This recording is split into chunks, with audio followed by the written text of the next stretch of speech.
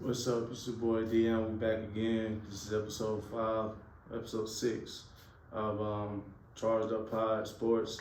I appreciate y'all coming. If y'all ain't done it already, don't forget to subscribe to the channel. Don't forget to share this channel, tell a friend to tell a friend. Don't forget to like this video.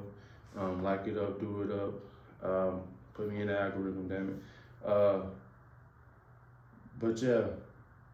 I wanted to get into today was I wanted to start with the NBA season. The first 2 weeks that went by, see where teams have done well so far, where teams have struggled that are expected to do good, where teams are just the same old bad.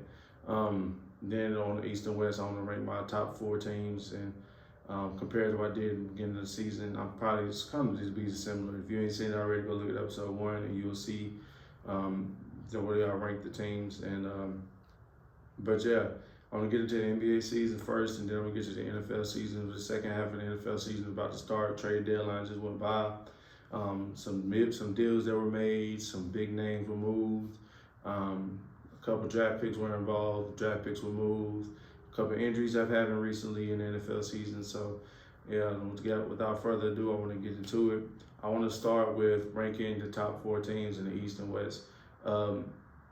Before the season, my top 4 teams I said was going to be Boston, Milwaukee, Philadelphia, Cleveland.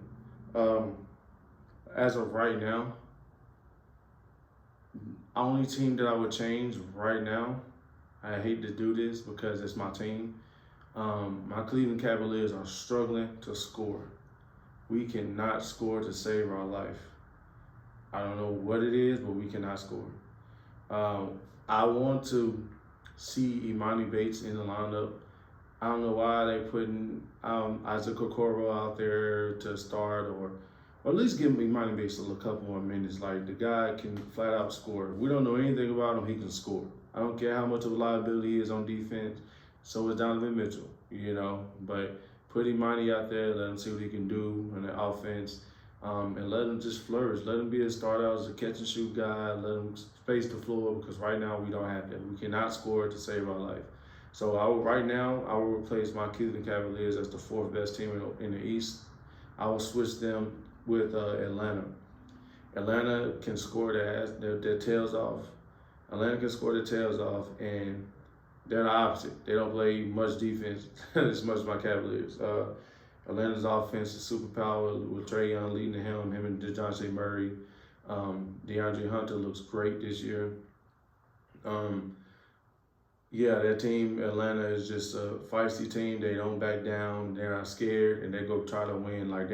Seems like every time they go out on the floor, they're expecting to get a win, and that's a team that's going to always make it far. So I'll replace my Cavaliers with the Atlanta Hawks for now. But if my Cavaliers figure out that scoring situation, because our defense is top tier. But once we figure out the scoring situation, we're back.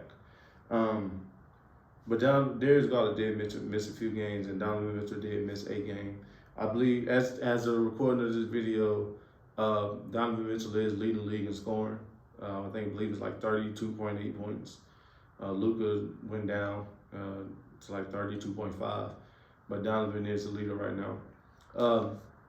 But while we got Boston, I got the teams in that order too. Boston 1, Milwaukee 2, Philly 3, Atlanta 4, Cleveland 5.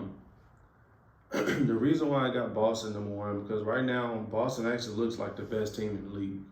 They are playing lights out basketball. They're playing great basketball, team basketball. They're sharing the rock. They're having fun out there. They just put up 155 points against Washington? I believe it was Washington or Indiana. They put up 155 points the other night again. I think it's Indiana. They put up 155 points against them the other night.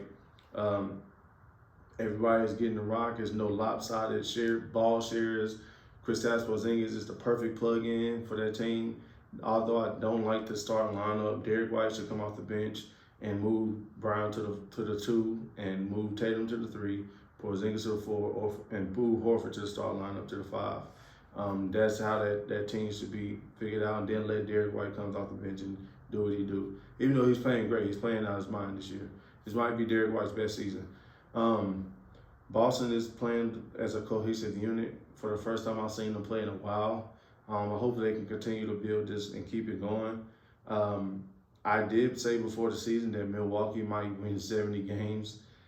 That's out the window. But Milwaukee they're struggling.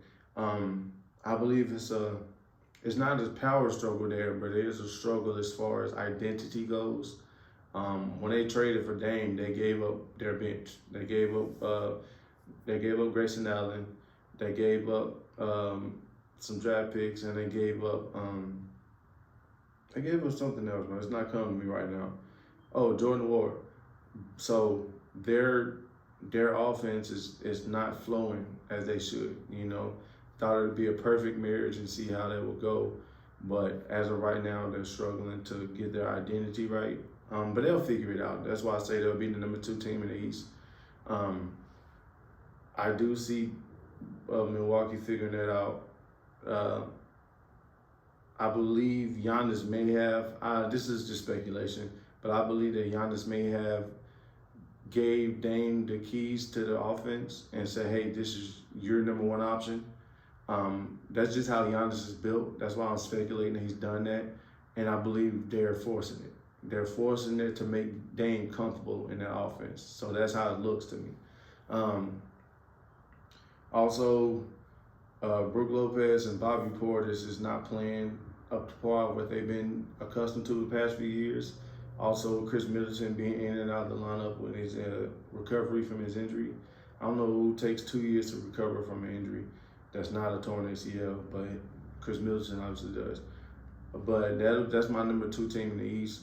That team is that's the lock for the top 2 teams, and barring health. If everything goes well, the health. That's the top 2 teams in the East. Is the Bucks and the Celtics. The Celtics and the Bucks. The Celtics number 1, Bucks number 2. Number 3, I got Philly. The James Harden trade just happened. I believe Clippers were terrible for making that trade. The perfect trade for James Harden, given what he wants to do. Well, the story that was released talking about he wants to win the scoring title again. The perfect trade for the Philly at that time would have been trade James Harden for Terry Rozier and Gordon Hayward to Philly and some draft picks, and they get a point guard and Terry Rozier, and they get another guy to come off the bench and Gordon Hayward. Another scorer, a guy that can stretch the floor, give space for Joel Embiid. They did get an overhaul for James, though, going to the Clippers, but I don't know how that Clippers thing will work out, but we're going to talk about that later. But this Philly team, their chemistry is already there because that team has been playing together for a few years. So they already know each other's tendencies. Now Tyrese Maxey is unlocked. His potential is going to show starting this year. I can see a possible all-star appearance for Tyrese Maxey as a reserve. If he can hover around that 24 to 26 points a game range, they can definitely stay in the number 3 in the East and make some noise. I believe this actually is a better team without James Harden because when the ball's in James Harden's hand, the offense is stagnant. Guys are not in motion. Guys are not moving around. They're standing around watching him. That's not a way to win in the playoffs.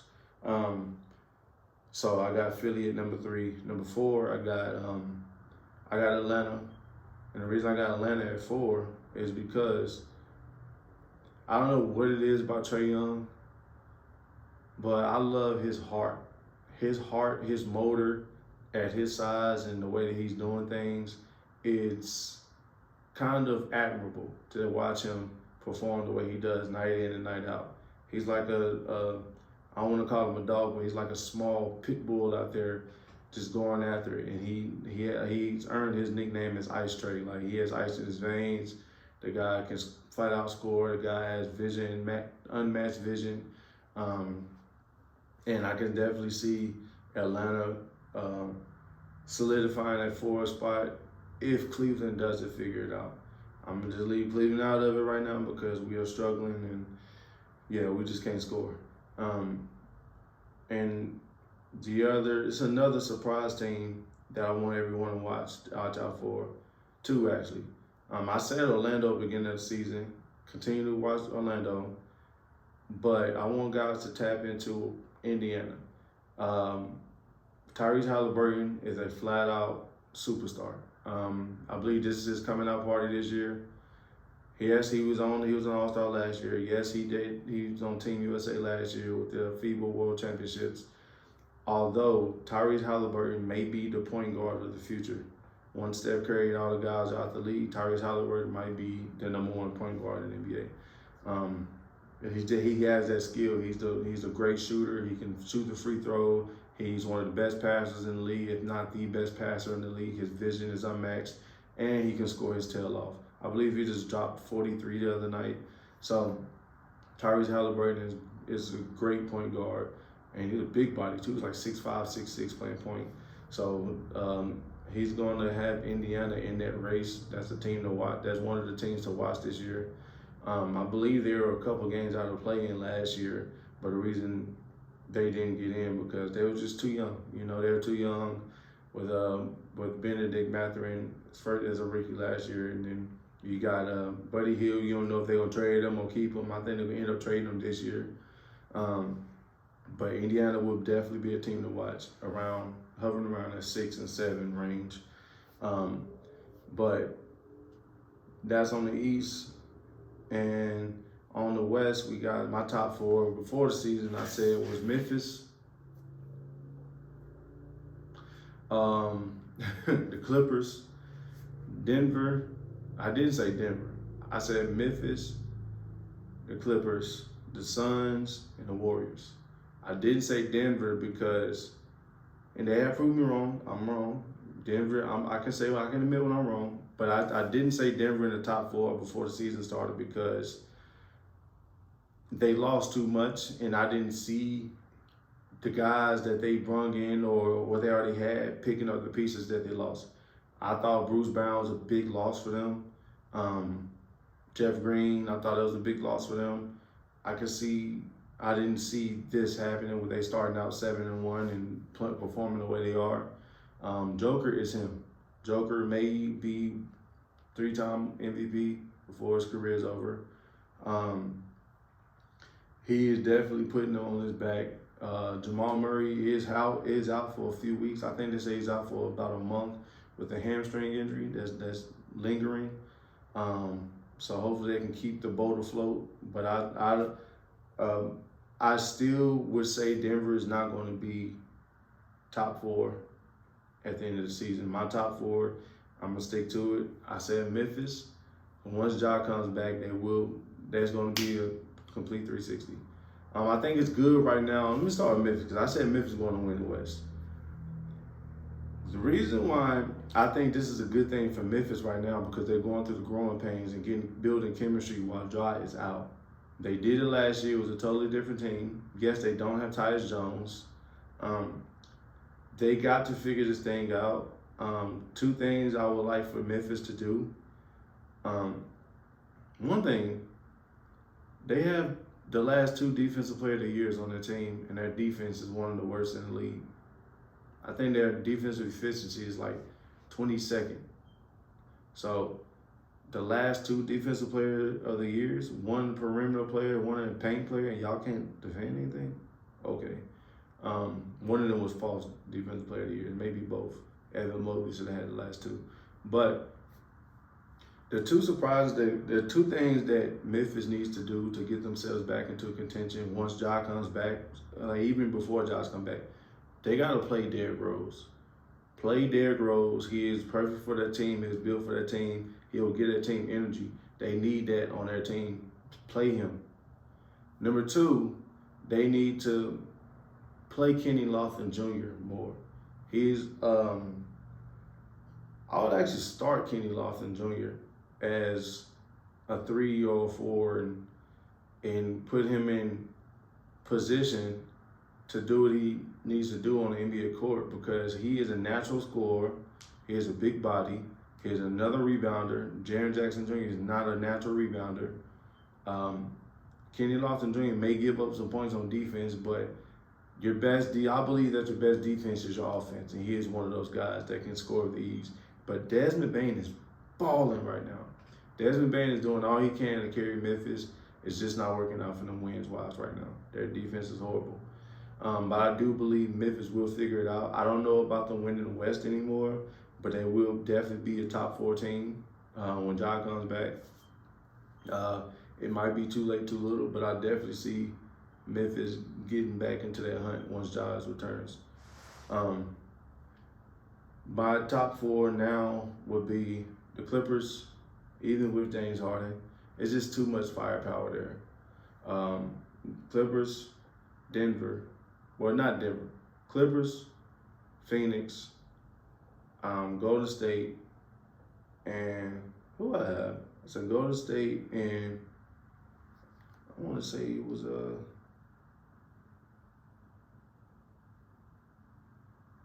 I want to say, I'm not the Lakers, New Orleans.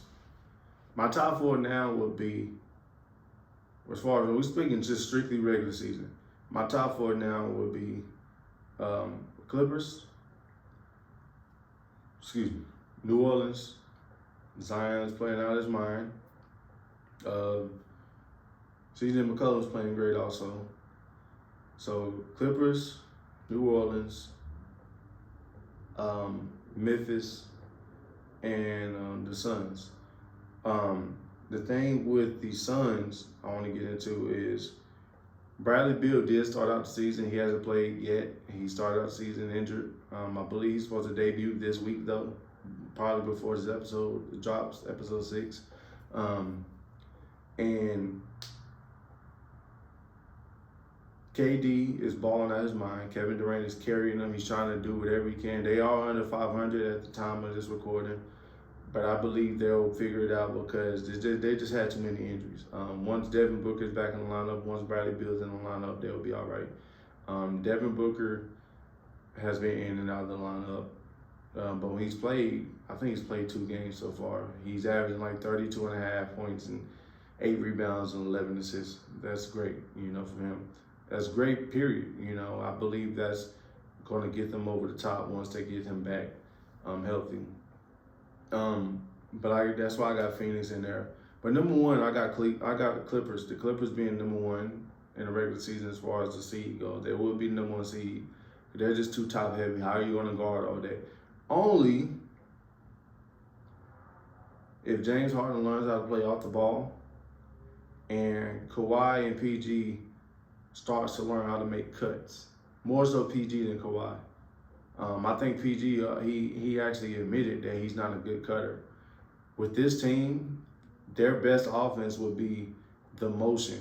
Guys exchanging, guys moving around, guys making backdoor cuts, guys cutting off on picks, guys that are getting in position to where they're not stagnant. They're not just standing there watching each other play. That'll be the perfect offense for their team. And what'll even make this team even greater, and I know it's not going to happen, but if James Harden came off the bench, if James Harden will return to 6-man mode, 1, he'll earn himself another long-term contract by doing that. And 2, if James Harden will come off the bench and just kill. Don't think about being a point guard. Don't think about assisting. Don't think about passing the ball. Just strictly attack, attack, attack.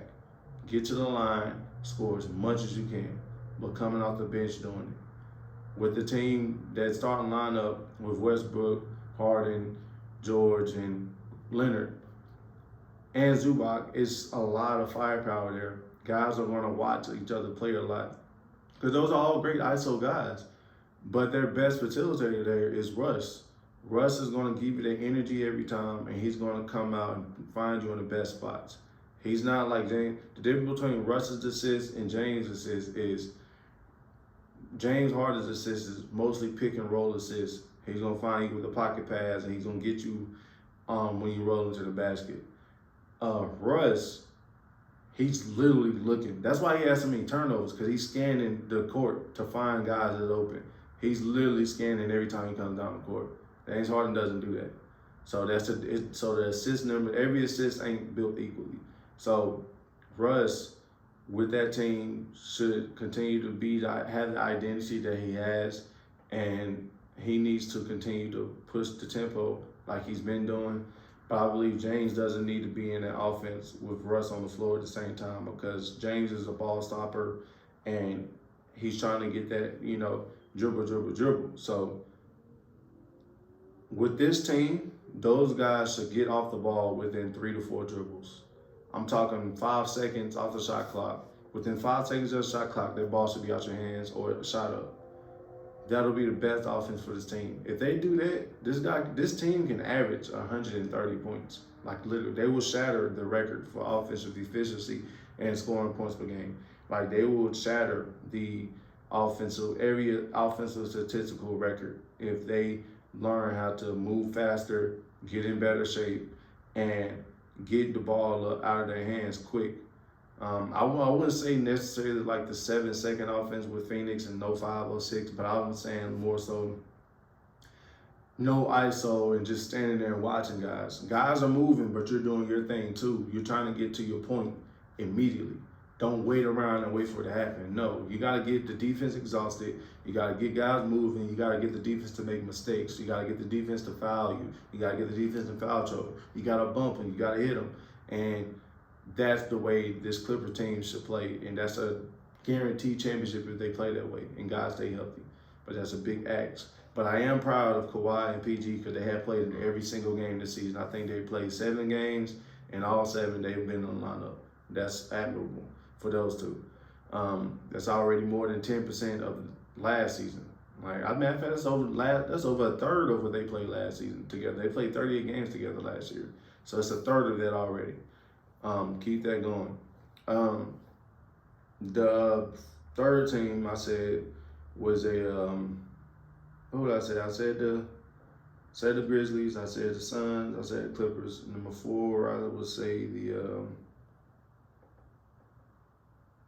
I'm gonna say because right now Dallas is playing great, but they haven't played much competition for them to be top 4. I said New Orleans.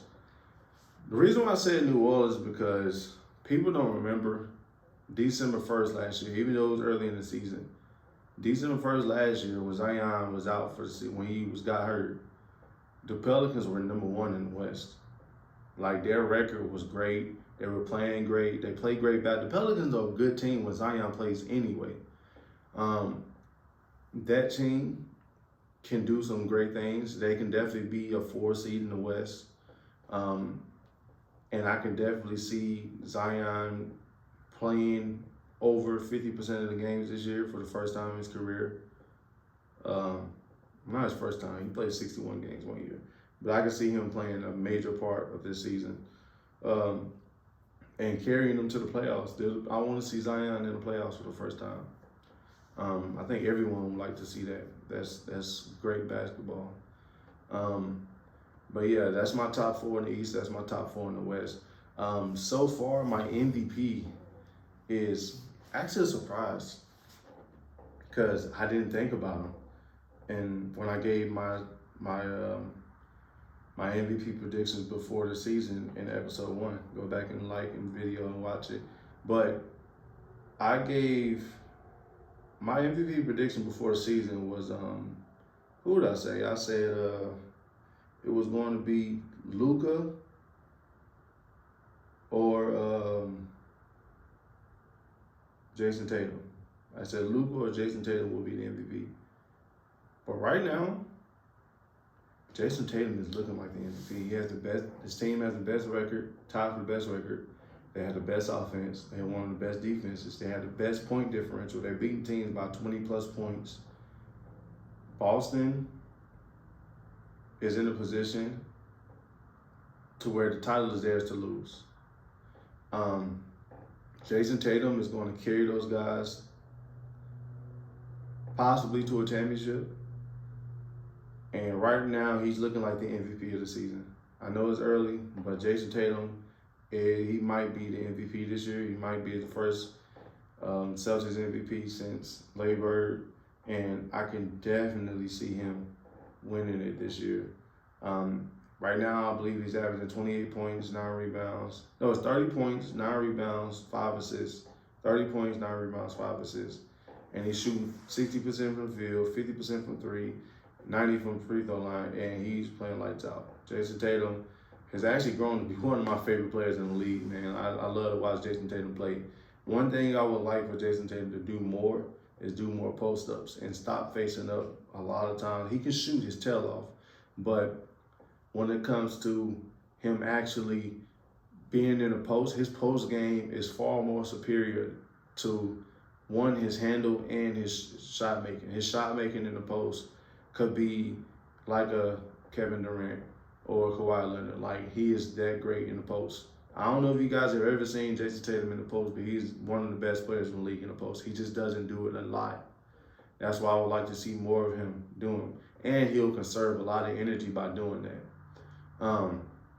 Jaylen Brown the same. Like, Jaylen Brown needs to do more post-ups. His handle is not the greatest. I would love to see both of them in the post a lot more, and that team will be unbeatable. Like, every team, every guy in that starting lineup, it can post up. Drew Holiday can post up. Kristaps Porzingis can post up. If they move Al Horford to the starting lineup, he can post up and he can pass out the post. So that team should be an inside-out type of team. They have the three-point shooters on that team, but we've seen how that happened with Golden State in the finals. That's why they lost, because they got too trigger-happy with the jump shot. They went away from the post-ups completely. Then Jordan Poole and Steph Curry was playing great out their minds that series. But Jason Tatum right now is my pick for the MVP. Rookie of the Year is unquestionable. Victor Wembanyama has been playing crazy for the Spurs. He actually has them in the play-in position right now. They have one of the worst defenses in the league, if not the worst. Although his defense has been superior. I think he's averaging close to 3 blocks a game, 19 points. I think it's eight rebounds and like 3 assists, and he's playing great. His fluidity, his dribbling, his ability to shoot, his ability to post up, his ability to play defense, his ability to move his feet. I saw one play, he was guarding Kevin Durant from half court, like out there and shuffling his feet, playing defense with his feet. That's how you play defense. For all you young kids out there that want to know how to play defense, you got a guy that's out here that's 7'5" tall, Victor Wembanyama, guarding Kevin Durant at half court, shuffling his feet. His feet is moving. He is not reaching. He is playing defense with his feet. You can never get a foul call called on you. Well, I won't say never, because referees, you never know the referees, but you play defense that way, they're going to earn you some money that way. Victor Wembanyama's defense is unmatched. Like, he is a natural defender. He is not just a big body. He is a natural defender. And Victor Wembanyama, I got him being the Rookie of the Year. I believe that's already locked up. I also got him being an all-star starter this season. Over Jokic, I believe he's going to get the most votes because he has the entire France voting for him. 6 men so far. It's not many 6 men that really stand out so far, but I believe it might come from the Clippers because they have a lot of guys that are coming off the bench that are just shot makers. Norman Powell, Bones Highland. If they move James to the bench, I can definitely see James winning it. The Clippers' defense, 6 men they're loaded. They have a loaded team, and then Terrence Mann hasn't even played this season yet, so you never know how that's gonna look when they get back. When he gets back. Who else? Defensive Player of the Year so far, I would say. Surprisingly, Victor Wembanyama. Even though his team defense is not that great, his individual defense, I believe I saw his rating. His rating for defensive efficiency while he's on the court, the Spurs are 100.6 on defensive rating. They only allow less than 101 points per 100 possessions with him on the court. That's a difference maker. And I believe when he's off the court, they're allowing 130 points while he's off the court per 100 possessions, and that's horrible. So that's a 30-point swing with him on the court versus off the court.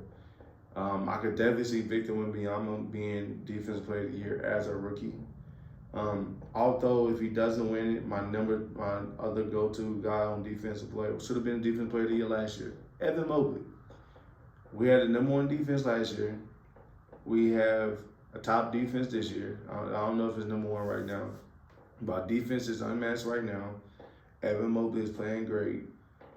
With Jared Allen out, people didn't think that how that would look with Jared Allen being out the lineup. Evan Mobley is playing amazing basketball on defense.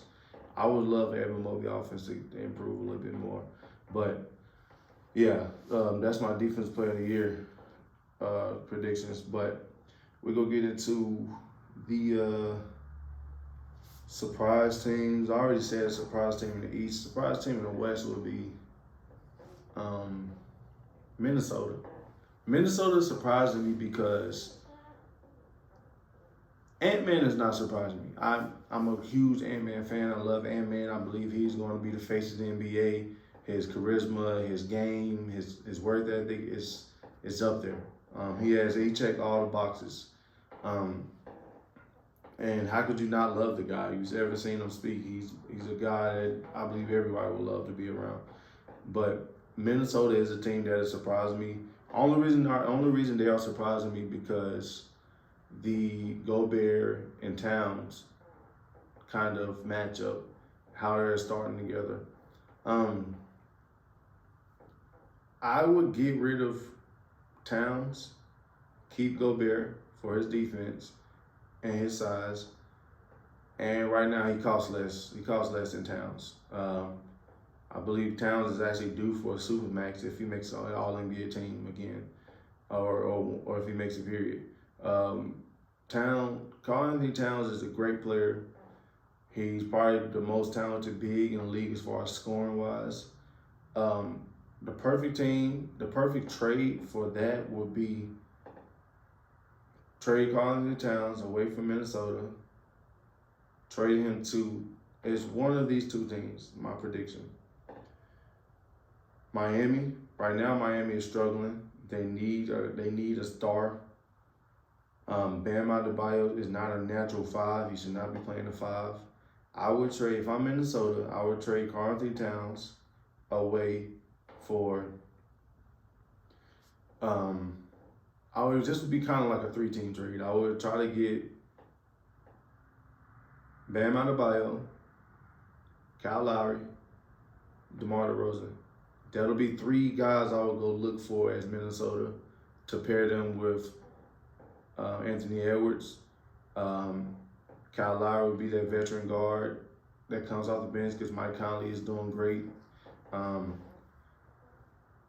DeRozan would be that small forward that'll come in. Bam Adebayo would be a natural forward again. And you got Rudy. I would keep Rudy in the starting lineup, but I like how the team is playing. I would keep Rudy in the starting lineup with that trade. But Naz Reid is playing amazing. He might be the most improved. That's still what I didn't do. He might be the most improved player this year. Naz Reid, if you haven't seen him, go look him up. Naz Reid is a hooper. He is great. He's going to be a star in this league. He's going to be in the league for a long time. That's one trade I would make, would be Karl-Anthony Towns to Miami with a three-team trade involving DeMar DeRozan and Kyle Lowry, and they would get back Bam Adebayo, DeMar DeRozan, and Kyle Lowry. Give the Bulls a lot of draft picks between Miami and Minnesota, even though Minnesota have given a lot of their draft picks up for the Rudy Gobert trade, and get DeMar from Chicago. They need to rebuild over there. But that'll be your team. That starting lineup would be Mike Conley, Anthony Edwards, DeMar DeRozan, Bam Adebayo, Rudy Gobert, with Naz Reid at the sixth man, and you got Kyle Lowry coming off the bench also. Then it'll help Miami too with the Tyler Hero situation. They might trade Tyler Hero, try to get Zach LaVine out of that. You never know. That will help them with the star. They will have their big they've been looking for, Karl-Anthony Towns. I know Karl-Anthony Towns has bad history with Jimmy, but I believe at this point of both of their career, winning matters more than anything. I know it matters more than anything to Jimmy, but as far as Carl, I believe Carl will be more receptive of what Jimmy was doing the first time, because Jimmy has been to the finals twice since he left Minnesota. So I believe Carl would be more receiving of that from Jimmy Butler. So I would definitely pair them again. But the other trade that I would do if I'm Minnesota for Carlton Towns would be to New York, the Knicks. Trade Carlton Towns to the Knicks, get back Julius Randle, get back Manuel quickly, get back Evan Fournier because he's still on the bench. He's another shooter you can bring in. And they get another big. I believe Mitchell Robinson and Carlton Towns will work out better because Mitchell Robinson has great feet and he moves around a lot. Carlton Towns will be in a position to where he can be. First of all, he'll be in the Big Apple. He'll be in New York City, and we all know how Knicks fans will be, how the guys are off that team. And then you'll have Jalen Brunson, who's a true number one. Then the number two would be Carl. Then you got R.J. Barrett. That's a great big three. The Knicks might be in the top four if they do that trade. And then Julius Randle to the Minnesota with Ant-Man, and they also saying Evan Fournier and Emmanuel quickly. They will add some more guards to the Minnesota lineup, and coming off the bench, Fournier will be another shooter, and Emmanuel quickly will be a good 7th or 8th man. Then that'll give either Naz Reid or Jaden McDaniels a chance to continue to do what they're doing. Jaden McDaniels is a nice young talent. I believe his offensive side hasn't been revealed yet because the team hasn't needed it. So giving it up Carlton Towns for Julius Randle, Emmanuel quickly, and Evan Fournier would help out guys like Jaden McDaniels and Naz Reid even more. That would be two options that Minnesota can do to improve that team, to keep them in the race in the West. But that's a surprise team in the West for me. My surprise team in the West is Minnesota. My surprise team in the East is Indiana. Next, we're gonna go to the teams that disappointed me. It's only one team that has really disappointed me. I know Memphis started off rough, and I chose them to win it, but I believe that's it's chemistry, and then they're still figuring out how guys play with one another. And then Giles is out also. But the team that has really truly disappointed me is my team, my Cleveland Cavaliers. We cannot score. I cannot reiterate this enough. We cannot score to save our life. If Donovan is not scoring 35, 40 points, we don't have a chance to win. Darius Garland defers to Donovan too much. And Donovan Mitchell, he should definitely be our first option, because he's a great player. Darius Garland is still developing. That's the scary part. I believe Evan Mobley, his offense needs to improve as far as scoring. And we need to tweak that lineup. Isaac Okoro, I'm not a big fan of Isaac Okoro. I don't believe he should be a starter on the team. He could be a great role player coming off the bench, but we just drafted the guy we needed. Imani Bates is the guy we need in that offense, in that starting lineup, to stretch the floor, give guys a chance to have open shots, help our bigs out with spacing. And Imani Bates is a tough guard. He's 6'9", 6'10", and can move and can shoot his tail off, at the three. So that's a guy that I would love to replace in the starting lineup, would be Imani Bates for Isaac Okoro. We've had Isaac, 4 years now, and he hasn't shown, we drafted him 5th overall, and he hasn't been looking like a 5th overall pick for this team. So that's my team that's disappointing us. It's because we can't score to save our lives, man, and I don't like it. So that's a team that I need to fix things. Next, we got the teams that I did expect to do what they do that are doing it. Um, is the I expected the Lakers to be in the middle, like they're doing. Reason why, one of the great moves I did like was them actually putting LeBron James into the 4 spot, um, like I suggested. What I don't like is the lineup as the 3 with they started Taurean Prince. I know they have guys out. You got Jared Vanderbilt hasn't played yet this year. Rui Hachimura is out. So they have guys that are out. But Cam Reddish needs more opportunity to play more. He has been getting minutes and he has been consistent offensively with those minutes. I would love him to improve on his offense and his decision making.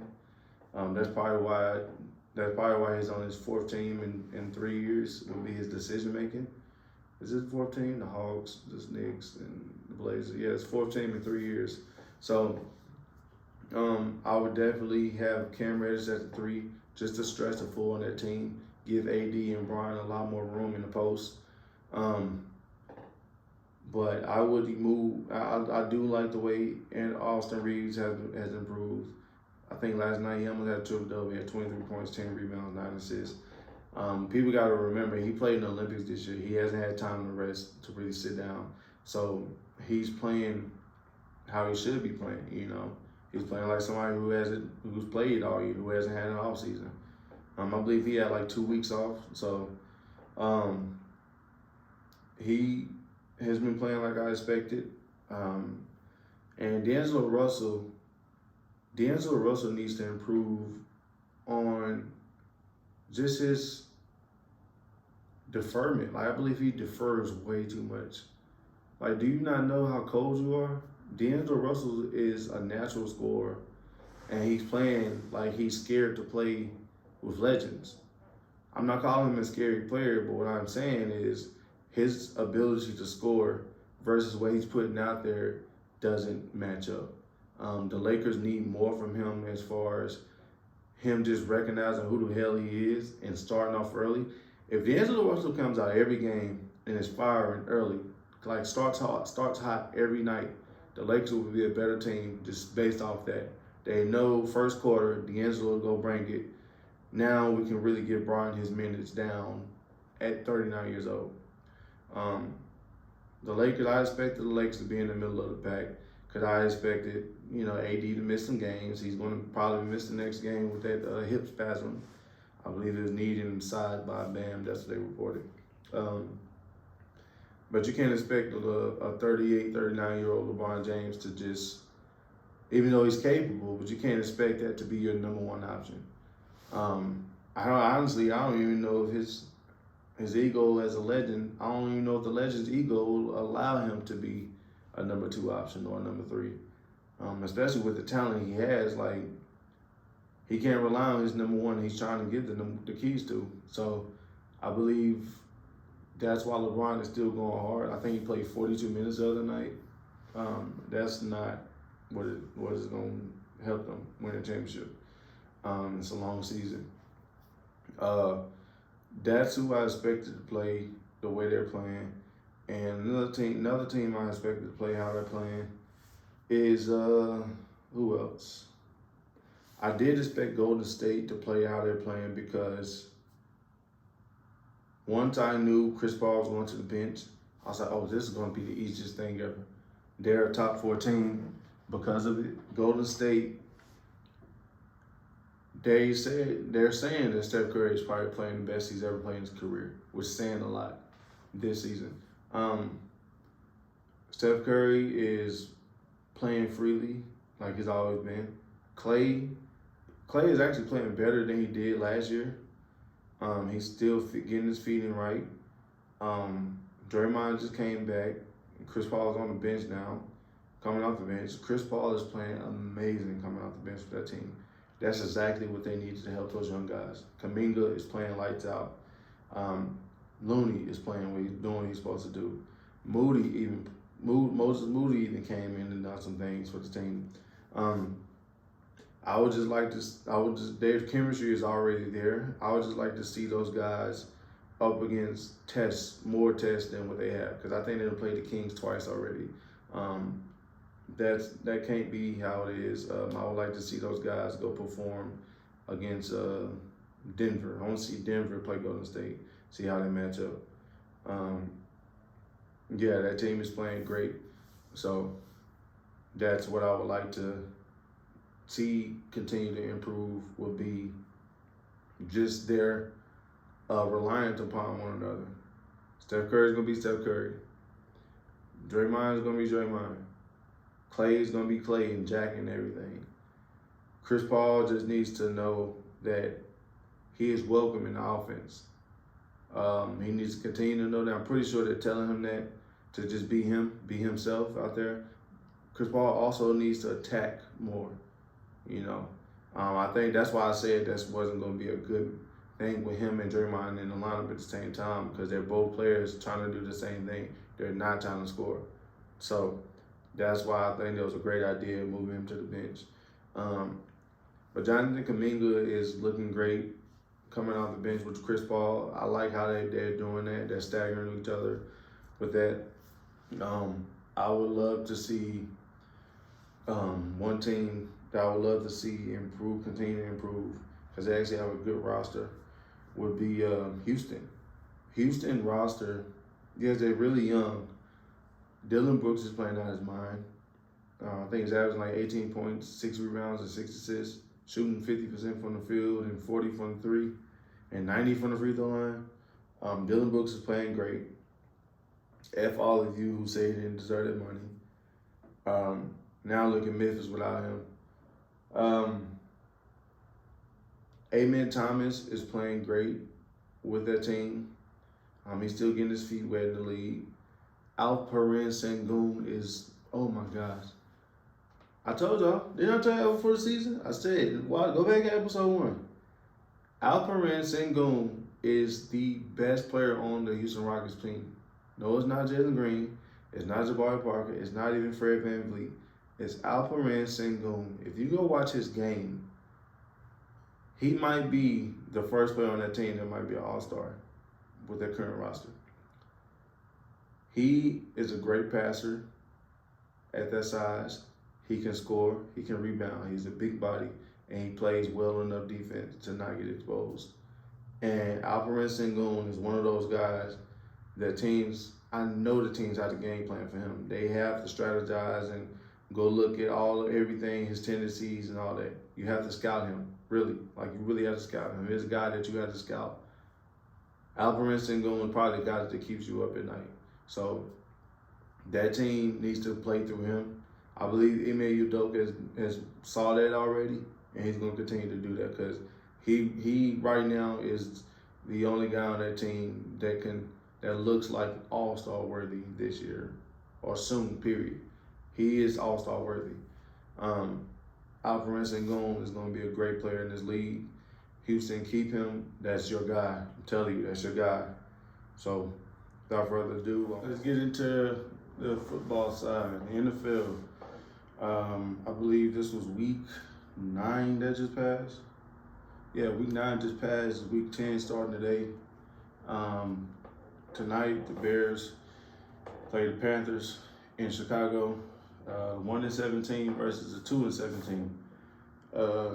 I don't know how this game could be a primetime game. I guess everybody got to get a chance, right? But yeah, the Bears and the Panthers, I had high hopes for Chicago this year. I was like, oh, Justin Fields was playing better. Then they got the trade before the draft, and they got the draft picks, and they got DJ Moore. They just traded for Montez Sweat. I was like, oh man, they about to make some noise. But the Bears suddenly turned into my Chargers from a few years back, where they can't win a close game to save their life.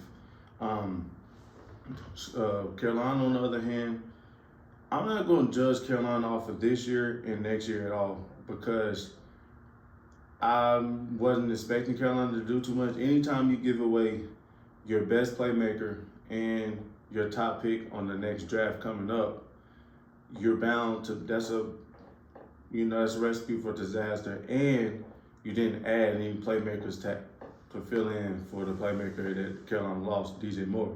So bringing in Adam Thielen. I think Adam Thielen's like 32, 33 years old. He's not going to take the top off of defense. I did believe that Miles Sanders was going to be the guy for Carolina. Come in and make some noise because he had in Philly last year going to the Super Bowl, and him talking about how he wasn't used properly in the Super Bowl. So I was thinking to myself, this guy is about to do great in Carolina. He's going to help Bryce Young out a lot.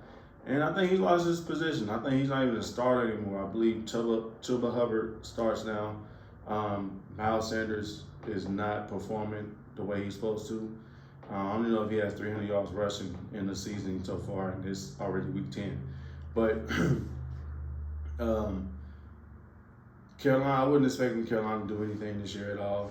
1-7 is about on par I have for this team. That's what I expected from them. I didn't expect them to come out and make noise, you know.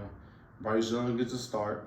That defense, they don't need to go invest in that defense on the free agency or the draft.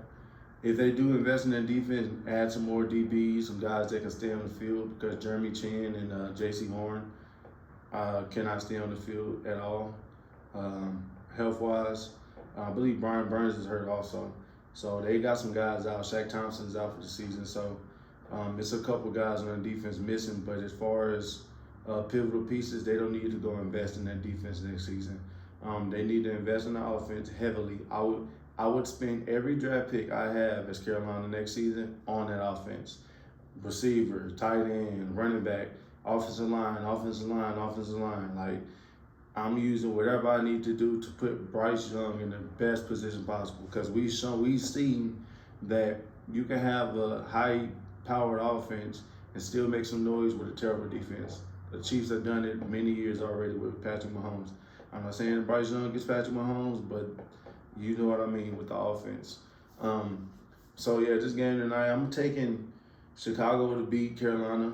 I think it's going to be the blowout, actually. I expect DJ Moore to get his revenge on Carolina for trading them. I can see DJ Moore going over 2 touchdowns tonight. I can see the Bears beating Carolina 27-10. Yeah, that's not going to be a exciting game at all. And then I think this is Montez Sweat's first game with Chicago also, so he's going to get in, you know, after being traded to them, and we go see how that pans out for the rest of the season for Chicago with getting him. And Justin Fields will be back towards, I would say about 2 weeks. He'll be back about week 12.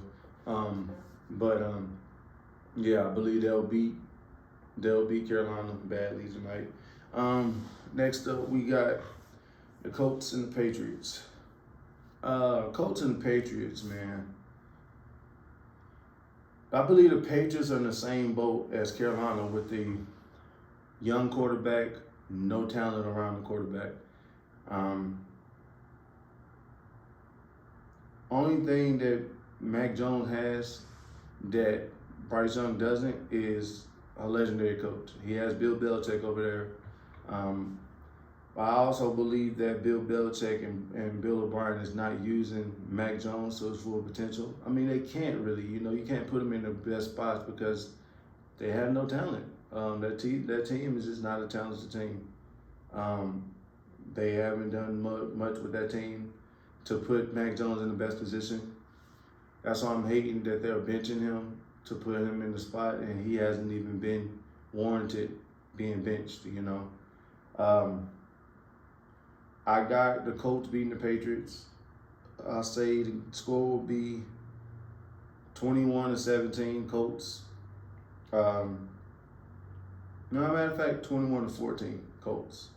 I see the Colts doing great. Zach Moss is second in the league in rushing yards currently. Jonathan Taylor came back a few weeks ago. He's actually been performing well. Yeah, that New England team, they should just tank.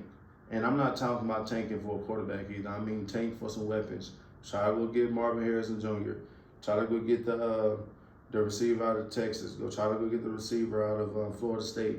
A couple of them. They got a couple receivers over Florida State. I like that 6'7" Florida State receiver. I forgot his name. But 6'7", 6'7" inches tall, 235 pounds. Pure monster. I would love him in LA with the Chargers, Justin Herbert. But try to go get some weapons for Mac Jones, and then we can see how he can be evaluated, really. I think the Colts will win that game, like I said, 21-14. It's not going to be an interesting game to watch. Ever since Anthony Richardson went out, they won a game since, but it's just not having been interesting to watch. The Patriots has just been the Patriots. Next up, we got the Texans at the Bengals. That's gonna be I believe, looking at the schedule, I believe every game, just about every game this week is a good game. But that Texans and Bengals game will be I believe it'll be a shootout. And I would not act biased because I do not like Joe Burrow. Although I will give the Bengals the win in this game. I see the Bengals beating the Texans. I believe their final score will be 38-35, the Bengals. I see Joe Burrow outperforming the rookie, C.J. Stroud. C.J. Stroud has been playing lights out this season. He has been doing things that is unfathomable for a rookie quarterback. He looks really patient back there. He looks really comfortable back there. He's keeping his poise, and he's making the best out of his opportunity with his new coach and new offensive coordinator. They just got a fresh start in Houston. I actually didn't know they would be able to rebuild this fast after losing Deshaun Watson. Like, I thought it was going to take them years to rebuild. But it only took them, 2 years to get back? So that's, I don't know, C.J. Stroud. I did say in episode 1 or 2 that C.J. Stroud can lead the Texans to the top of their division. I believe they can win their division. His confidence should be through the roof right now as it needs to be. And I see the Bengals beating the Texans. Because the Texans, not the Texans, but the Bengals division right now is so stacked that they can't lose. They lose one, they're out the playoff picture. You know, right now, every team in that division, in the AFC North, is in the playoff picture. And that's going to be a testament to Joe Burrow to continue that rolling against the Texans. And I believe the Bengals have won 4 straight. Next, we got the Packers at the Steelers. The Packers, because we got the Packers next after we play Detroit. But the Packers is one of those teams where they may have a bad record at 3-5, but they're one of those teams where every game you play against Green Bay, you can very well come out of their game losing. Like, you come out with a loss against Green Bay. They're one of those teams to where they do just enough to get the win. I do like Coach Matt LaFleur. He's been doing great as far as post Aaron Rodgers. I believe he is a good coach. He's putting Jordan Love in the right position. I don't know how that team is going to go after the season as far as the quarterback position, but I do believe that this year that they're one of those teams that they go into every game expecting to win. Not every team goes into the week expecting to win. They're one of those teams. They're on the brink. I do see the Steelers beating Green Bay. I say the final score in that game will be 14-17, Pittsburgh. Pittsburgh is the team where they don't score, they don't defend great, they don't do anything great but win. They come out with a win. And that's not a team that you would like to play because they can play an ugly game and come away with a win. Mike Tomlin, I don't want anybody else questioning Mike Tomlin's job security. This man has proven year in and year out that he is a legendary coach. He is the guy in Pittsburgh. They got his back in Pittsburgh. That every team he puts out there, like, he has those guys in the right spots, in the right position to where he is coaching them to wins. Like, it's not talent on that team. He's coaching those guys to wins. Kenny Pickett and Najee Harris have been so disappointing, especially Najee Harris. I believe the guy did. I believe he gained about 20 pounds, 25 pounds since he's been drafted, and his production has fell off since.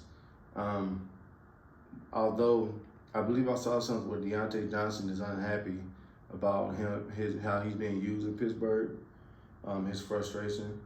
Um, no, it wasn't Deontay Johnson. It was George Pickens. Forgive me. Um, George Pickens is unhappy about his production in Pittsburgh. But just look at the offense, man. Your offensive line sucks. You got a second-year quarterback, Kenny Pickett, who he shows flashes, but he's not a consistent guy that's going to give you the wow moments, you know. Best thing they got going for them is T.J. Watt, Minka Fitzpatrick, and Joey Porter Jr. on the defense. That defense will be carrying them from here on out. It's not a great defense, but it's a defense that is to be reckoned with. You can't just do anything on that defense. Then there's a well-coached defense at the same time. So that's a perfect recipe. But I do see the Steelers beating the Packers 17-14. Next, we got the Titans and the Buccaneers. 2, 3, and 5 teams. Both of them are 3 and 5. But I believe that, and they're actually kind of like the equal 3 and 5. Like, no team really stands out. If anything stands out from either side would be Buccaneers have more weapons on defense. You know, with Vita Vea and Levante David and Devin White and you got a guy that's safety. I'm thinking Antoine Whitfield Jr. That defense is and Dean also. That defense just has more than the Titans defense. You know, the Titans have, Jeffrey Simons, and they just traded Kelvin Byard away. So they'll make their defense a little weaker. The Titans have been sending signals of they want to win, but they don't want to win. They're trying to rebuild, but they're selling, but they're trying to build. And what? Because from the very beginning of the season, the DeAndre Hopkins sign was puzzling to me. They needed a receiver, but he didn't need them. I don't know if he went there thinking he's about to win the Super Bowl, because that wasn't their window closed 2-3 years ago when Derrick Henry ran for 2,000 yards. Then rumors came out then they drafted Will Levis, another quarterback. Then they don't start the Will Levis at the beginning of the season. Then come trade deadline time. DeAndre Hopkins still hasn't scored a touchdown until the week that Will Levis gets his first start. He gets 3 touchdowns. Then right before trade deadline, Derrick Henry's name is solidified of being 85% traded to Baltimore. So the Titans haven't been consistently selling or consistently trying to win. I don't know what they're trying to do. They believe they just announced that Ryan Tannehill will be the backup from here on out. Will Levis has given them guys some spirit. So I'm thinking they're trying to see how the season will go, because even all in all, they still have a chance to win that division. I think they're on the 2 games behind first place, behind Jacksonville and Houston. So they still have a route to win that division. I think they're just waiting to see how the Will Levis project experiment works out for the rest of the season. But that team definitely has a lot more ante with Will Levis lined up. But I believe that the Titans will beat the Buccaneers, even though the Buccaneers does have a better defense. I believe the Titans will pull out this win, 24-21, for every reason I just said. Next, we got who I think is probably the game of the week. Yeah, this is probably the game of the week for me. The Browns and the Ravens, a divisional game. Both teams are doing great. The Browns defense is willing them to win. Deshaun Watson just returned last week. He performed well. That committee of running backs the Browns have, they're doing their job. Amari Cooper is doing his job. They just traded Peoples-Jones away. But that defense with Myles Garrett and Zadarius Smith has been showing great. They're showing up great for that team. Myles Garrett right now would probably be my pick for Defensive Player of the Year. On the other side, we got Baltimore. And my pick for MVP so far this season is Lamar Jackson. The guy has been doing great. People forget when he got hurt last year, Baltimore was #1 in their division. I think there was like 7-1 or 7-2 at that point last year until he got hurt. And he is a true winner. He is the guy to win with that team. Even through all the adversity he has to face as far as losing his weapons to injury. J.K. Dobbins went out with week 1 or week 2 of the season. Odell Beckham has been in and out the rotation with injury. You got Zay Flowers, who's been doing great as rookie season. And you got Mark Andrews, who's been doing his consistent thing with Lamar. But the only one thing that stayed consistent with his team is just Lamar Jackson and winning. I believe the Ravens will beat the Browns. So the final score will be, I'll say, 25-21, Baltimore. The Ravens, it will come down to kicking. And who doesn't know one of the greatest kickers of all time, Justin Tucker. Probably #2 behind Adam Vinatieri. But those small moments Baltimore lives for. Lamar will figure the late game situations out. And they get in range enough. They got that guy with a big boot back there, Justin Tucker, to win the game for them. And I actually believe Baltimore is actually my favorite to win the AFC. Like, I believe that if everything goes right with Lamar being healthy, I believe that's the team to go to the Super Bowl on the AFC side. So that final score I said would be 25-21, Baltimore. Next, we got another good game. The San Francisco 49ers at the Jacksonville Jaguars. Jaguars are currently 6-2. The 49ers are 5-3. But the 49ers 5-3, they lost 3 in a row. They're coming off a bye week. Guys were unhealthy. I believe Debo is out. They say he's back now. Christian McCaffrey missed the game. He's back now. Trent Williams is still out. Brock Purdy did miss some time, injury-wise. So I believe 49ers, them being 5-3 is fool's gold. I believe they'll pop back and become.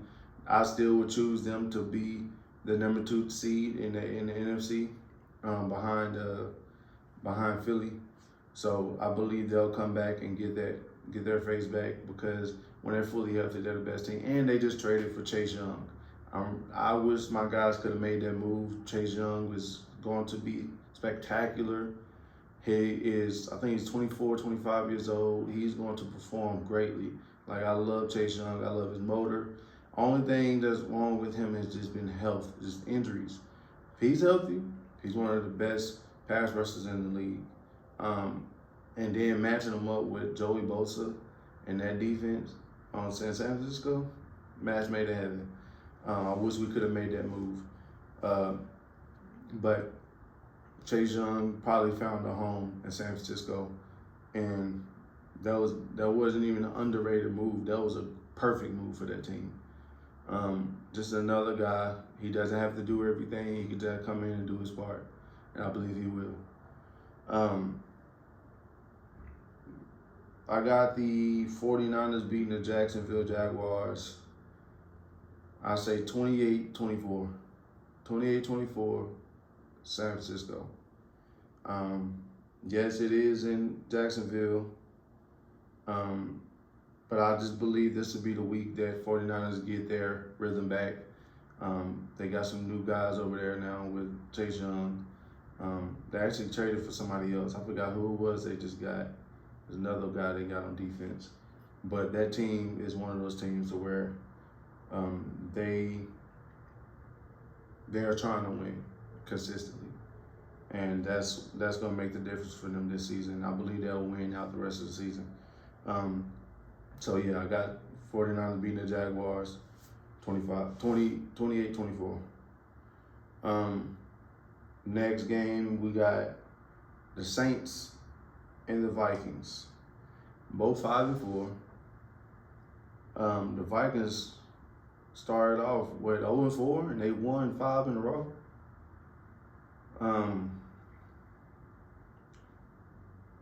The Saints have been an underrated 5-4. Derek Carr has gotten a lot of unfair treatment as far as quarterbacks go. You see the whole thing with the Raiders that just unfolded over there in Vegas. Derek Carr, wasn't his fault. And I heard I just saw something that said the Raiders tried to get Derek Carr back when they found out that they wasn't going to get Brady. So that was funny. But I see the Vikings. The Vikings are hot right now, but I think the Vikings will lose this game. I think the Saints will cool them off. I see this being a 30-27 score. Saints over the Vikings in Minnesota. Reasons why is because the Saints are still getting their groove in offense. Mike Thomas has been playing great this season. You know, it's a little quiet season, but he's been playing great and consistent. Still got Cam Jordan, who I believe is one of the most underrated edge rushers in the league. All in all, like I would love Cam Jordan on my team. I see the Saints beating the Vikings. It'll be 30-27, and then the Saints I believe they're in the top of their division too. So they're trying to keep that spot above the Falcons. Next, we got the Falcons and the Cardinals team I was just talking about. 1-8 Cardinals, they're talking about activating Kyler Murray, who was injured last season with torn ACL, and he's healthy, 100% healthy now, and he can play. I wouldn't bring him back because he needs to just focus on getting the chemistry with his new head coach, offensive coordinator, learning system a little bit more, because that little play calling thing last year when he signed his deal that's puzzling. Just continue to learn the system that's put in right now with the new head coach. They need to tank and lose out the rest of the season. Go get Kyler Murray a weapon, maybe Marvin Harrison Jr. Go get some weapons that you can match with him. And then he'll be fresh. Let him get an off season in. Let him get a training camp in. Let him get things going. Let him get his feet back under him. I wouldn't rush him back because you're not winning the Super Bowl this year. What you gonna do? Win 8 straight? No, that's not gonna happen. The Cardinals will definitely lose to the Falcons this week. The Falcons are one of those teams where they can get hot, they can get cold. They can get hot, they can get cold. I've seen Desmond Ridder throw 329 yards in the game this year. And I've also saw him almost get benched. I think he did get benched one game. Behind Robinson, they're not using him enough as far as carries out the backfield. He's averaging well over 5 yards per carry. If you got a guy like that, he only has 103 carries this season. He should have well over 150 by now. If he's averaging 5 yards per carry, he should have well over 150 carries already. He could possibly be the Rookie of the Year over C.J. Stroud, depending on how the Falcons use in the rest of the season. But I don't know, the season that C.J. Stroud is having, I don't know. But I do have the Falcons beating the Cardinals. It's not going to be a blowout. I believe it's going to be a low-scoring game. Actually, I'll say that score will be 21-20. It's going to be a nail biter. And I see the Falcons beating the Cardinals 21-20. Because the Falcons are actually trying to get back to 500. They're 4-5 currently. Next, we got the Commanders and the Seahawks. I believe this game will be better than the record shows. The Commanders are currently 4-5. The Seahawks are 5-3. They both are coming off. Well, the Seahawks are coming off a loss. Commanders have had some devastating losses this year, especially both losses to Philly.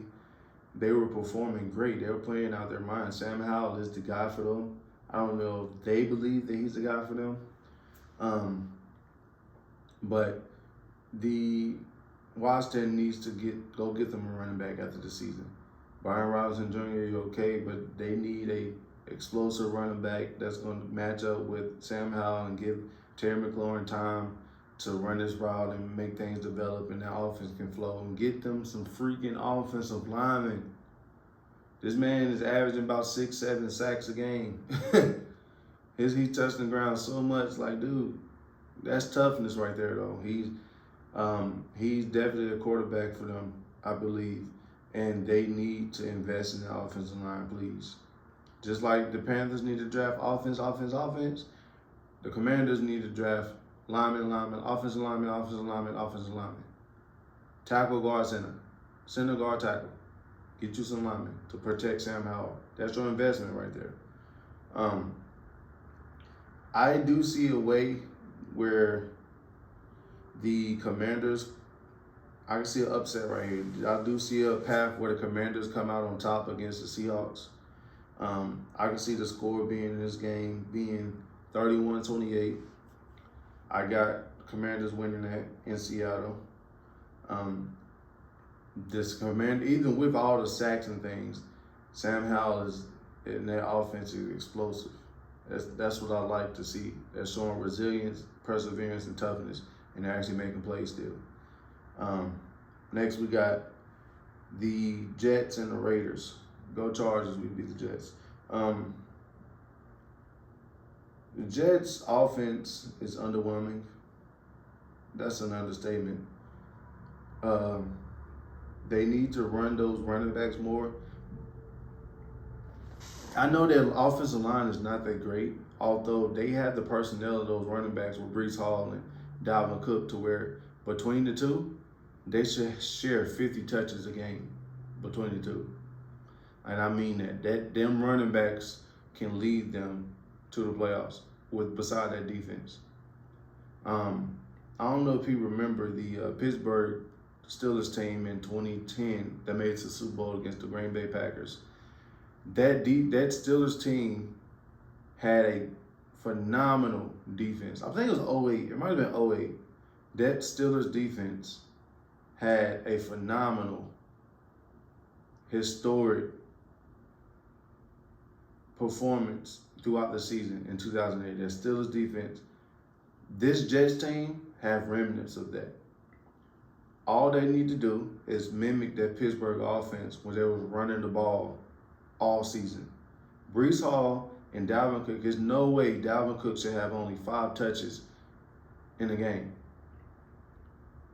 So Breece Hall and Dalvin Cook should share at least 50 touches a game. Zach Wilson should not be throwing the ball more than 25 times a game. If you don't believe in him that much, don't throw the ball 25 times a game. I know the offensive line is not that great, but I would trust my personnel in my running back position with Breece Hall and Dalvin Cook over Zach Wilson, who I don't trust at all. You know, this is what the team is saying. His teammates coming out about him, talking about him, they don't love him. So, yeah, that's what the Jets should do. They can literally carry them to a playoff run. They actually still have a chance to win their division. So the Jets could run the crap out of Breece Hall and Dalvin Cook, 50 touches between the two, and make the playoffs with that defense. They play the Raiders. I got the Jets beating the Raiders. The Raiders' offense is underwhelming. Antonio Pierce, congratulations on your first win as a head coach. I believe he would be a great head coach if they keep him. His first game in, he did what Josh McDaniels should have been doing all season. He used Josh Jacobs. There's no way Josh Jacobs is the best rusher in the league one season, and the very next season he's not getting touches. and Devontae, you have Devontae Adams also, and you're not getting Devontae Adams the ball, yeah, get Antonio Pierce. I think he'll be great with the Raiders the rest of the season. I hope they keep him, give him a chance, because he was a part of that Giants team in '08 that beat the undefeated Patriots. So he is definitely one of those guys to where he could bring out the grit and he could relate to the players. So Josh Jacobs need to be used just like the Jets should use Brees Hall and Dalvin Cook. Josh Jacobs should touch the ball at least 30 times a game. And I do see the Jets beating the Raiders, though. I believe the score in that game it'll be pretty low because neither team can really put up points like that. So I say the score in that game will be 14-10. Jets. Just the Jets offense cannot score. Man, they cannot score. That's the only thing I'm worried about is that Jets offense. They cannot score. But Brees Hall, they just got to let Brees Hall and Dalvin Cook carry them on offense. But yeah, 14-10, I say it'll be the final score in that game. I got the Jets beating the Raiders. Monday night, we got, last but not least, the Broncos and the Bills. This will be a underwhelming game, kind of, sort of. The Bills are disappointing. But on the other hand, the Broncos were the disappointed team, but now they're one of the teams to where you can lose to them. Russell Wilson is having a quiet, scary, great season. He's not putting up fantastic numbers that we're used to with him, but he's still in the top 5 in the league in touchdowns passing. His touchdown to interception ratio is second in the league. He's still putting up well enough numbers. He's not turning the ball over. And that he's actually looking a little bit like Russ that we know. Broncos are getting better every week. I don't know if they'll make any noise down the road because they're still 3-5. Although I do see the Broncos beating the Bills this week. It's another upset alert. I believe the score in that game will be 24-21. The Broncos. They're coming off a win against Kansas City, and I definitely see the Broncos beating the Bills, and just seeing the Bills just be more and more inconsistent. That's why I got them winning them over that.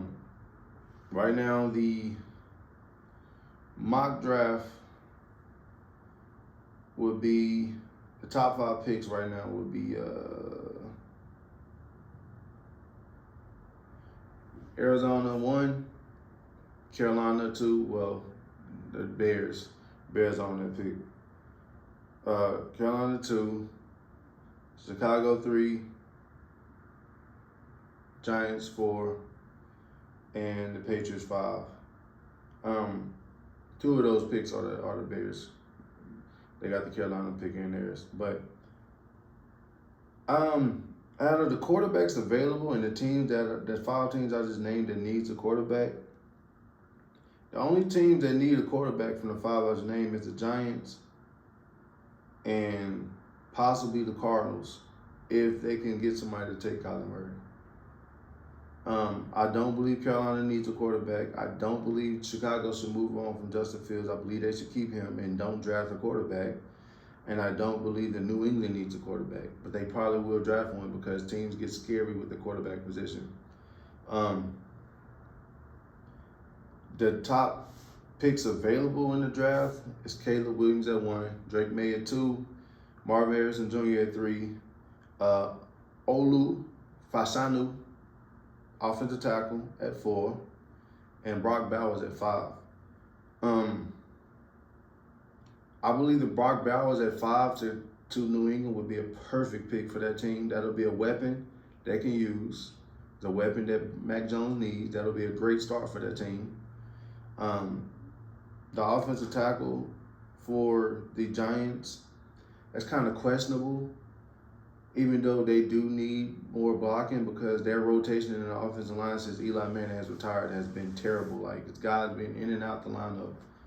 At 3, we got Marvin Harrison Jr. going to Chicago. That would be a great fit for him. Although I don't believe Chicago needs another receiver. It would be a great fit for him lining up on the other side of DJ Moore, and that'll help Justin Fields also. Although I believe that team needs to go either offensive line or corner, because that they need to block more for Justin Fields, get him time to make plays in the pocket. And they at 2, the Chicago also, that's what I'm talking about now. They got 2 and 3. So I don't believe they should go wide receiver. It'll be a great fit with Marvin Harrison. Don't get me wrong. And I don't believe they need a quarterback. They don't need Drake May. I believe if guys are available, they should take that tackle that's projected to go forward to the Giants. They should take the tackle that's Olu Fashanu. They should take Olu Fashanu at 2 and Marvin Harrison Jr. at 3, or flip-flop them, whoever they think is better. Like I said, it wouldn't be a perfect pick to get Marvin Harrison, but he will fit in perfect with that team. That's not like a necessity with that team. Their offense looked pretty great with him, though, him and DJ Moore. And then 1, we got Caleb Williams with the Cardinals. If the Cardinals make that pick and get Caleb Williams, me personally, I don't believe Caleb Williams will come out this season. He's already had rumblings about staying for a senior season. Although I've said on record plenty of times that if you are projected to go number 1, go number 1. It's a lock. I believe it is a lock for him to be number 1, the number 1 pick. If that is true and he is a lock to be number 1 pick, don't stay for another season. I know I did see Caleb Williams crying after that Washington game, and that was a bad loss for them. USC did fire their defensive coordinator, allowing all these points. You fire them in week 7, week 8, like, come on. Although Caleb Williams, I don't believe you should stay another year. I know you want to win that national championship bad, but this is a prime opportunity to go number 1, and you should take it.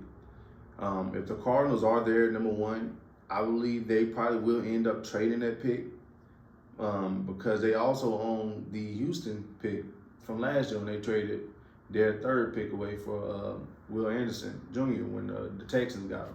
So the Cardinals have 2 first-round picks available. I believe they should not go quarterback at 1, but if they do, trade Kyler Murray and get some more picks back for him, maybe a weapon, a running back or something. But I don't know. Right now, on top of my head, there's only one team I could think of that can use Kyler Murray right now, and that's the Minnesota Vikings. Kirk Cousins is out for the season with the torn Achilles. Josh Dobbs is in right now. I don't believe that they are going to keep Kirk Cousins around. And I believe if you trade Kyler Murray to the Vikings and get the Vikings first-round pick, maybe a 3rd or 4th to go there first, you can draft Caleb Williams, and you will have another first-round pick. So you have 3 first-round picks now. You're going to address the offensive line, and you can address that defensive line. Or you can draft you a weapon for, with the receiver. So get you some playmakers on the offense. However way they do it, the Cardinals, they need just about everything on that team. Buda Baker might be on the go after the season. I don't see him sticking around that team for too much longer. He's too good to be in that team. So yeah, that's the top 5 picks for the season right now, as far as week 10 goes. And that's the projected top 5 picks available in the mock draft. It'll be Caleb Williams, Drake May, Marvin Harrison Jr., Olu Fashanu, and Brock Bowers, which is a great top 5. But I do hope teams don't go quarterback heavy in this league. Although, one more thing I want to say before I end this stream. Shedeur Sanders. Shedeur. I don't like the way that the people were so much on the hype train in the beginning of the season, the first 4 or 5 games. Shedeur Sanders was a projected top 5 pick before they played Oregon. He was, some people even say he's #1 pick or #2 pick behind Caleb.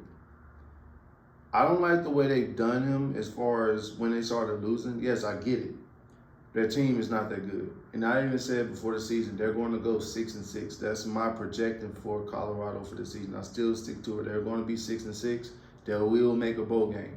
6-6 is 6 times better than they were last season. They were 1-11 last season. So 1-11 to 6-6 to maybe 9-3 next year to maybe a national championship. Who knows? Although back to Shedeur, he has been doing the same thing consistently all season. He has been throwing, I think he's averaging over 299 yards per game passing. He not turned the ball over. He has 22 touchdowns, 3 interceptions all season. He's doing the best with the least. His offensive line is horrible. He's hitting the ground a lot. He's starting to get shots for Payne at halftime. He had Travis Hunter out for about 4 games, and he's still performing. Think about that. Think about the talent that he doesn't have, and he's still putting up the numbers and performing the way he is with the talent he doesn't have. Imagine that. How can he go from top 5 pick to 2nd round in a month? His gameplay didn't change. His team did, but he didn't. He's not turning the ball over. He's keeping his composure in the pocket. He's making great plays. He's putting up extraordinary numbers. And they're not getting blown out. They are in every game. The only game they got blown out was against Oregon, but they are in every game of the season. You know, Shedeur if Shedeur chooses to come out this season, which I doubt he will, Shedeur is a bona fide 1st-round pick. Like, no question. No question whatsoever. Colorado, I believe he will stick around for a senior season because he wants to get better than. I think this is the first time in his career, in his life, that he's lost this much. So I believe that'll leave a stink in his mouth, bad taste in his mouth, to where he wants to go ahead and fix that. You know, he want to go out on a high note, and 6-6 won't be it. So that's my thing with Shedeur, but Shedeur is definitely 1st-round pick. Top 5 still. I don't believe he should be no 2nd-round pick. It is not 3 quarterbacks in this draft better than him. Drake May, I love you. You're not better than Shedeur. Who else is the quarterback? Quinn Ewers, you're nice, but you're not better than Shedeur Sanders. Who else? There's another quarterback that was up there ranked. Oh, Michael Penix Jr., you're nice, you're playing great. You're probably going to win the Heisman this year, but you're not better than Shedeur Sanders. And Bo Nix, you're not better than Shedeur Sanders. Caleb Williams may be the only one who has an argument that he's better than Shedeur. But you really can't even say that because Shedeur hasn't been in the right system to have the talent around him that Caleb Williams has. Put Shedeur Sanders on USC and see how that team does. They probably are undefeated right now. But that's my rant on Shedeur. This is the end of the video. If you ain't done already, go ahead and like the video. Go ahead and subscribe to the channel. Go ahead and share the channel. Tell a friend and tell a friend. This is the C.U.P.S pod. We about to call it a day. I appreciate y'all. But leave a comment. Tell me how y'all think I'm going with it. This is episode 6. We out.